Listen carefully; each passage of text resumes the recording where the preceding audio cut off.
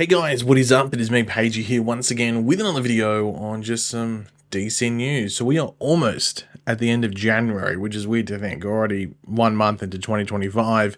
But that, of course, has us 1 month closer to the real start of the DC, or this new DC universe, with the release of Superman in the middle of July 11th to be exact.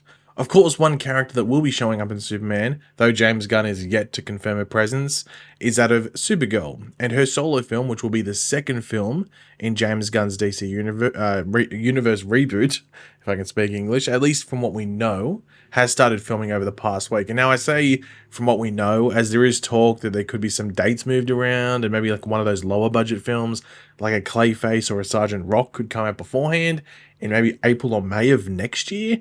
But I don't think that's too likely just because Supergirl comes out in June. I don't think you'd want to tamper with that. Just give some stuff some space. But we got some stuff to talk about from Supergirl and some other future DCU projects in this video. So let's go. But of course, throughout the video, let me know in the comment section down below your various opinions on everything we go over. Always curious to read what you guys are thinking. And of course, if you're going to enjoy the video, drop a like. Takes 2 seconds. So the first thing to go over is the Supergirl stuff. And it's the main stuff that came out. Now, this was expected. We thought we'd get something like this. It was just what we got exactly. And what we got, as you can see on screen, is the, I guess, confirmation of filming, like official confirmation of the start of filming. This was posted by Millie Alcock, but like in collaboration, I guess you could say, with the DC account, and then like James Gunn and all the other accounts reposted it and stuff like that. But as you can see, it is Millie Alcock who is playing Kara Zor-El, aka Kara, oh not aka Kara, aka Supergirl, and she's sitting in her chair in a certain setting. Now, the first thing I want to point out in regards to, before we actually talk about the actual set in question and what it means in regards to this adaptation of a specific comic book and any changes there and stuff like that, it's the logo. So if we quickly zoom in on that, we have this logo, which of course looks very similar, if not arguably the exact same as the one that David Corenswet has had. A lot of people are surprised by this, like, oh, why is it the same logo as the Superman one? Well, you might be like, well, it's the House of El, but you know, it doesn't necessarily mean like because he has on his chest, that's the main thing. But we did see in that it was like the teaser for the teaser for the teaser, whatever that weird thing they did. But when James Gunn posted it, and it was like the spinning door to the Fortress of Solitude, it had this emblem on it. So this is the House of El emblem in this DC Universe reboot. I'm not the biggest fan of it. I prefer if it just looked sort of, I know people don't like this, but normal. But it is what it is. I'm sort of over it now. I was annoyed at the time, but it is what it is. We're going to go with it. I don't know why anyone was surprised that this is the logo that Supergirl is going to have. The surprising thing with this, though, no yellow. It's all like dark edges and inners. I don't know if it's black or it's a navy blue. I want to say it's a navy blue inside, but like a really dark navy blue. It is hard to tell exactly, but it could be black. I'm not too sure. But I think this sort of fits in because there's going to be a bit of a, I don't know if darker is the best way, but maybe a bit of like a more edgier tone in this film compared to Superman. The Supergirl from this story in the comic books is more of like a no-nonsense punky type of Supergirl. And I think when James Gunn was talking about this iteration of the character, I can't remember if it was in that initial announcement video or like another interview, he said they were really going to lean into that. So that sort of led, I think, into the Millie Alcock casting, because she can definitely play that. She was in an Australian TV show, which the name is brain fighting me at the moment. Okay, I just quickly went and saw it. It's called Upright, but it went for a couple of seasons. Has Tim Minchin. If you're into like musicals and stuff, you might know who Tim Minchin is, even if you're not from Australia. But she's in that, and she sort of plays maybe like a toned down, I don't actually know, because she swears in that as well, like a lot of F-bombs and stuff in that show with her. So yeah, I'm not too sure exactly where they're going to go with that, but it wouldn't surprise me maybe if that lent into her casting, at least if that was seen by anyone that was in charge of the casting. But that makes it a bit interesting because you're going to have the very like Boy Scout aspect of Superman, and it would be very cool if the Supergirl alongside that Superman is a bit more rough around the edges because of her backstory as well. You know, she was on Krypton, she experienced all that stuff. She wasn't a baby that just knew Earth. She experienced all that crap that went down, so you'd expect her to be a bit rough around the edges. Now, in regards to the bar setting, that is the big thing that sort of people have taken from this, because of course it's not the suit, it's her in a hoodie and stuff like that. So it's the background there that people are looking at, and it's a bar. Now, there is a couple of bar sequences in the actual comic book that this film is going to be adapted from, and it feels like they might be combining the two in like the opening rough portions of the comic thing. If you read it in the first issue, there's like a pub thing, like an inn, and then the second issue there's this like space bar thing. But in the earlier part of the comic where it's like the inn pub type thing, she's in like this coat and then reveals herself as Supergirl while confronting an annoyance, if you want to put it.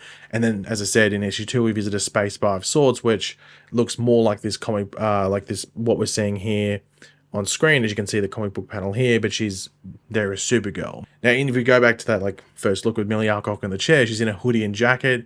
I don't know if this is just her on set, just like chilling out, or if this is actually what she's wearing in the scene. That's a question that you have for it. Obviously, it's sort of pointless to dive into it now because it's probably got little to zero impact in regards to what the movie's going to be about. It makes you interested to see if they are combining those two different things there.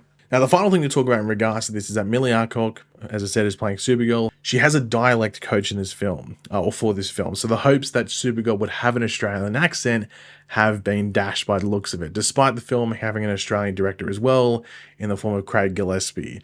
Some were hoping that maybe all the Kryptonians would have Australian accents, maybe to make them just not Americans in space. But I think you could have just had it that maybe Kara lands in Australia or something and develops that accent over a couple of years. I'm not too sure.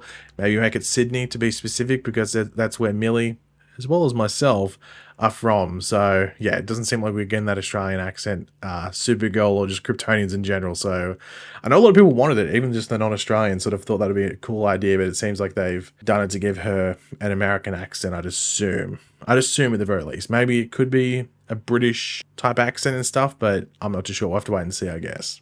The next thing to talk about is James Gunn specifically, and he, people are always wondering, okay, well, he's done Superman, he wrote it, he's directed it, they're in the post-production, that movie comes out in about 6 months' time, or just under 6 months from now. So the big question is, what's next? Well, you'd assume he's already written, I'd assume, Creature Commandos, because he's greenlit it and gave it a second season, and based off what he said, like, things have to be like that for them to be greenlit, so we'd assume he's written season 2 of Creature Commandos, so that's not his next project. So what is his next thing? Because he said that he's currently pre-writing his next DC project. Quote, "The bulk of my time is dealing with post-production on Superman and Peacemaker, but I'm also spending a fair amount of time pre-writing my next DC Studios project." In regards to what he's pre-writing is, who knows, it's different for every single writer.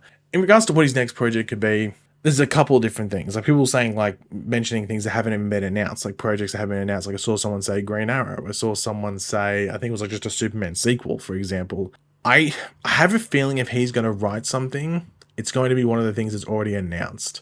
And there's a couple of things there where, like one in particular that stands out is clearly The Authority. And there's always been these rumors where maybe it's going to be an animated movie. I don't think that's going to be the case. I think that either it comes out as it was originally intended as a live action film, or they canon.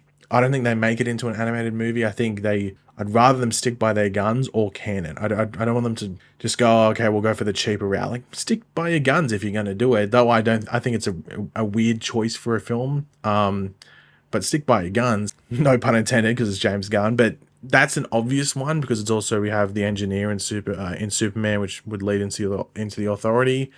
I think the one that to me seems like Gunn would be eyeing it off, and there were rumors that they'd hired a writing team, and then the writing team just didn't meld with it very well after a couple of months, and then they moved on from it. I don't think it means it was necessarily like a disaster. It just didn't work in regards to what they wanted to do with it. Whether it was because of canon-wise, like sitting in this DC universe, or maybe just what Gunn wanted for the series, I'm not too sure. And that is Booster Gold. Booster Gold is sitting there. It's something I could see Gunn wanting to do. I don't know if Gunn... It's hard, because I feel like if Gunn did Booster Gold, he might just do like a Peacemaker type thing, which works to a degree with what you want to do with Booster Gold, but at the same time, maybe it has to be a bit of a different angle at the same time. So I don't know. Booster Gold is probably the one I could see him eyeing off. That probably wouldn't be too difficult for him. It's more in his wheelhouse, but I think in regards to importance, maybe something, at least in regards to something that's already announced, he might lean towards The Authority. But we'll wait and see. I don't think we'll get an announcement on this. Maybe Comic-Con, because by that point, Superman will be come and gone. Or it won't be come and gone. It'll be around 2 weeks into its theatrical run at that point. So hopefully that Comic-Con is positive and Superman's doing well in the box office. And the final thing to talk about is, once again, from James Gunn. He says that an intro for Elseworlds projects is in the works. So it's very similar to the DC Studios one that we saw at the beginning of Creature Commandos. We'll see at the beginning of Superman and everything like that. There's going to be a different one for Elseworlds projects like the Batman Part 2, Penguin Season 2 if that happens, and whatever else happens. With this, I'm just sitting here going, are there really going to be that many Elseworlds projects that it's apart from the Batman and stuff in that universe where it's worth making an intro for Elseworlds? Like, we've heard nothing, no rumblings really. Gunn hasn't really tapped on there being Elseworlds projects really in the works. It almost feels like you'd just be better off making a intro for the Reeves verse movies at this rate. But I don't know, maybe in his wheelhouse, maybe in his little, I don't know, I'd assume whiteboard, but maybe he's got a chalkboard. I'm not too sure in his office. Gunn maybe has an idea for some Elseworlds stuff. I just don't know if we'd get enough where it's worth having an intro for it, but I don't know, maybe I'm wrong. Maybe there's going to be a lot of Elseworlds stuff coming out in the next, well, not a couple of years, but at least like in like 4 to 5 years from now, which warrants that intro. But it'd be interesting to see what they do. They have the logo there, so I'd assume it'd just be something with that logo. But yeah, I don't know, maybe he might tease it and reveal it early, maybe within the year, maybe a Comic-Con. I'm not too sure.